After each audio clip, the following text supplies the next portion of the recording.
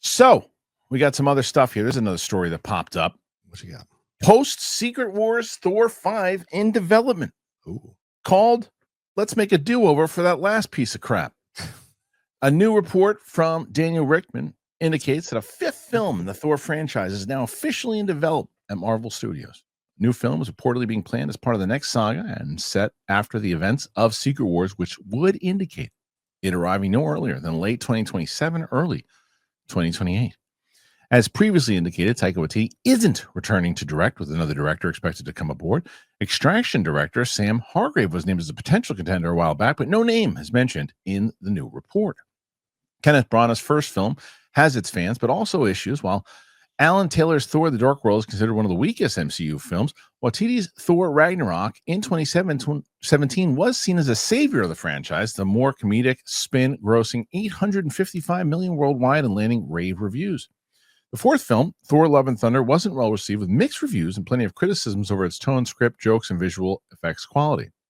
It's not clear where the franchise will go from this point. Hemsworth is returning for the new Avengers, but with multiverse shenanigans happening, it could mean the next Thor film may follow a new God of Thunder for all we know. That would be a major error if they did that. What do you make this, John? Should they let Thor just kind of go off into the wind, or should they take a shot and say, look, that last one didn't work out. What can we do? I think I think the idea of the Extraction director hopefully is still a possibility for this situation, because I love those two movies. So he, like we saw with McQuarrie, essentially revitalizing Tom Cruise. I think you can see, whatever you feel about the most recent Mission Impossible film aside, you can't argue that he kind of revitalized that franchise with Tom Cruise. And so to me, maybe this guy has the secret formula to unlock this kind of next level of Chris Hemsworth in his career. And look, you got to reward the guy for being a loyal soldier in the MCU. I mean, he comes back to voice himself in the animated stuff. Not all the actors do that. And he really loves being a part of Marvel, always defends it, like Sebastian Stan. They always defend Marvel and always are in the forefront. And I think you don't want to leave that franchise or that section of the franchise with a sour taste in your mouth like Love and Thunder. So him getting another shot, I think, makes all the sense in the world, because people still love Ragnarok. It was only one movie ago in that branch of the timeline. So why not go back and try to get it right and figure things out and have some fun with it and get Chris Hemsworth excitedly back on board. So to me, I like this idea. He deserves one more shot. It's not his fault that Branagh's is a bit stuffy and Alan Taylor's isn't the best. And clearly Taika unlocked something really great with that branch of the franchise. So there's possibilities if you get the right director, I think. I don't know how you rank them, but I would rank them 3, 1, 2, 4. I might put 4 above 2. I liked it more than some of y'all did, because I like Christian Bale's performance more than Christopher Eccleston's performance. I don't think anybody's going to disagree with you on that. Yeah, that's why. I mean, you see in a different movie than the other movie, possibly, but I like the Russell Crowe stuff. I did not like the Natalie Portman, let's just brush over the fact that she has cancer kind of stuff. They should have spent more time with that. Yeah. But I do like the Russell Crowe stuff, and I do like the stuff with Gore, even if it wasn't that well brought together. His performance was damn good. So let me tell you something. Yeah, go ahead. We're doing, so Sam and I are still doing MCU right now. Miss Marvel will be finished tomorrow. I think the finale hits, and then Friday is Love and Thunder. I don't mind Dark World. Really? I don't disagree with you that the villain is about as forgettable as it gets, but I like the movie, and I like that even though there's comedy in it, Thor's pretty serious. He is a complete Saturday Night Live goofball by the time you get to the fourth movie. And to Chris Hemsworth even saying he's not serious at all. There's nothing to me. He's a goof. He's everything that he learned in the previous movies is gone. I love Ragnarok. There's certainly a lot of comedy in it for sure, but there's a balance to it. Yeah, it's the right amount of comedy. There's a balance to it. That balance is gone in the fourth movie. I am dreading this movie, John. I'm dreading watching it again. Really? Man, summer is here. I'm excited for it. It is time to relax, get some sun, do all the things that make summer really, really special. And the number one thing that you don't want to be doing all summer is spending hours upon hours cooking. This is what I love about Factor. Factor has chef-crafted, dietitian-approved meals are ready. They're just 2 minutes, taking the hassle out of eating well. So there's 45 weekly menu options. You can pick gourmet meals that fit your summer gains, your goals, choose from options like Calorie Smart, Protein Plus, Keto, and more.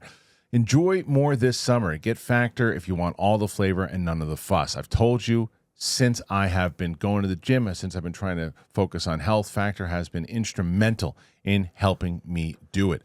I use it, and you should too.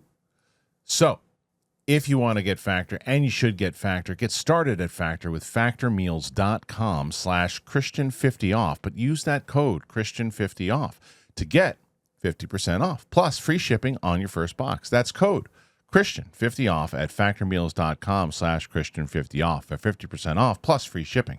Factormeals.com/Christian50off. I think you're going to like it rewatching it again more than you did the first time. I hate let it go. That movie to me is one of those movies.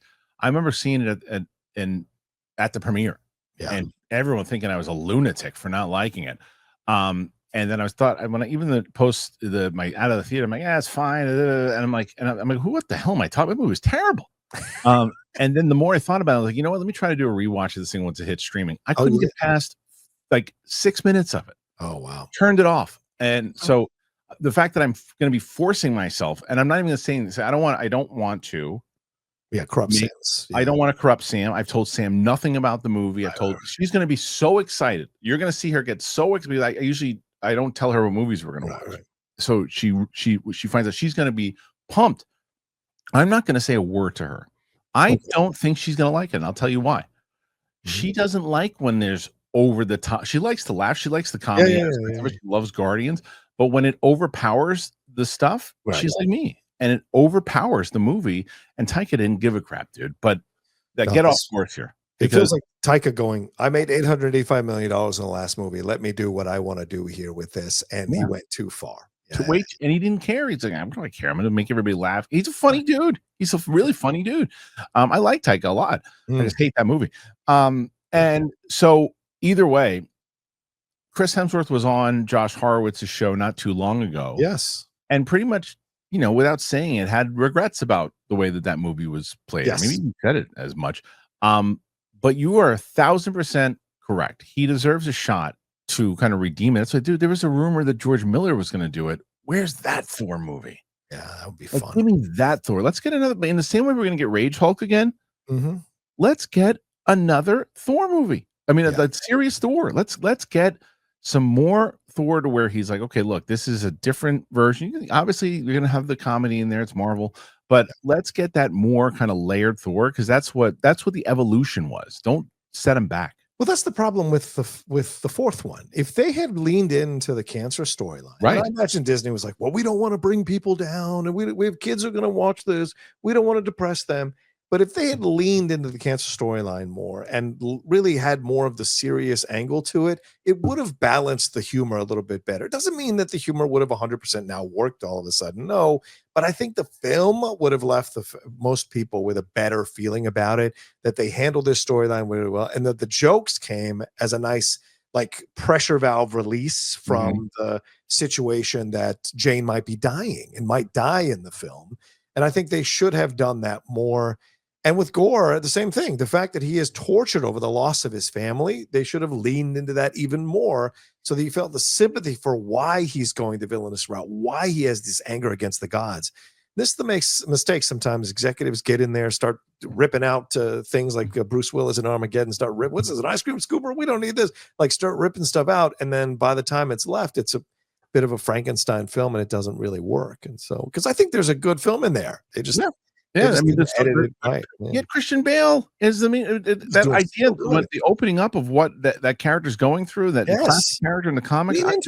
I was so excited for that film, but nonetheless, I would say that what that story is about. Should Thor have another movie? Yes, it also depends on what kind of Thor are we going to see in Secret War. Right. Like that's that is a major issue. Like what happens there? Because the only thing I don't like about the idea of being announced is I thought Thor would be one of the ones that could eat it. Like, how powerful would Doom be if he could kill off Thor? Right.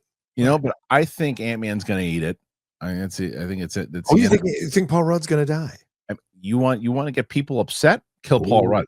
That's true. You want to get people. You want to hurt people in their core. You kill Paul Rudd. That'll make people sad. Bro, a Paul Rudd death scene? Right? If Paul Rudd, you can't bring him back no matter what multiverse, and that's it. That's the end of Paul Rudd. Damn. How mad would people be if you kill Paul Rudd? And so you can't kill Paul Rudd. The second someone says in that meeting, you can't do it, you do it. Yeah. Because that's you gotta go balls out here.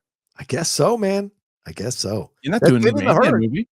There's no Ant-Man movie coming out. You want to do another there's another Thor movie for sure.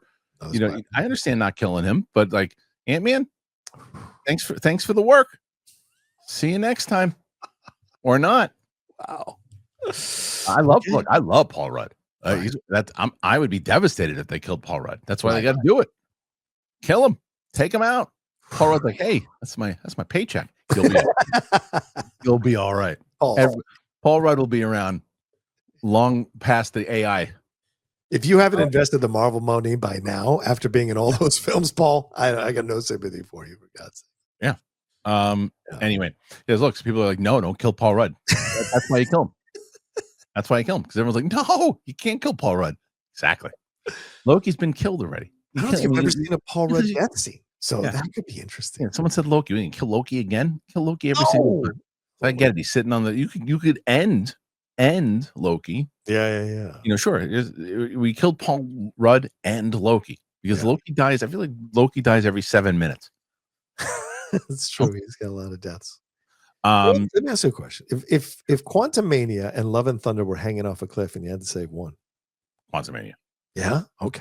All right. Like this, and then I'm waving at Thor's Love and Thunder that falls to its death. It's like that thing. That thing is a lot. That thing is Elijah Wood is Quantumania. Macaulay Culkin is Love and Thunder. See you later. But although I do not have what a reference to an old. I do not have the problem the mother had though in that movie. I don't have the problem the mother had in that movie. She was at a dilemma. I wouldn't even give my hand. The Good Son, right? Is that what it was called? The Good Son. Yeah. I would put oil on my hand. Well, Lorenzo's oil. See you later. That's where that's coming from, right? I think it's my least favorite movie. Oh my God! Out of the Marvel movies, it might be. Well, I don't know. The Marvels, I gotta go through again too. The Marvels, man. That Singing Planet. I couldn't believe it. They've got good chemistry. The three. That's why I might rank it higher than Love. I'm gonna look at both of them. I remember I took Frank Janish with me to see that one. Oh, Frankie Numbers. And I remember going, I don't know how this movie's gonna be. And I remember watching it, looking at him at one point, going, all right, not too bad. And then the Singing Planet thing happens, and I go, the heck, what's going on? Like what is this real? Yeah. I thought it was like someone like put that scene in there by accident and we got that screening. Yeah. Like they're like, it's just a joke. That's like a punk thing. And now you're gonna the rumor was that scene was like 20 minutes long. I think they talked themselves into something. Like the director and the writer, like, this is gonna work. Trust me, this is gonna work. And they're like, well, look, we brought in more diverse people to be part of this. I'm gonna be open. Maybe we're not seeing it. And then it came out and people were like, this is horrific. So brutal. Anyway. Thor. Next one. Should they do it? Should they do another Thor movie? Does he deserve another movie? Do you think we're too harsh on Love and Thunder? Do you like that film? What say you? Put your thoughts in there. Let us know.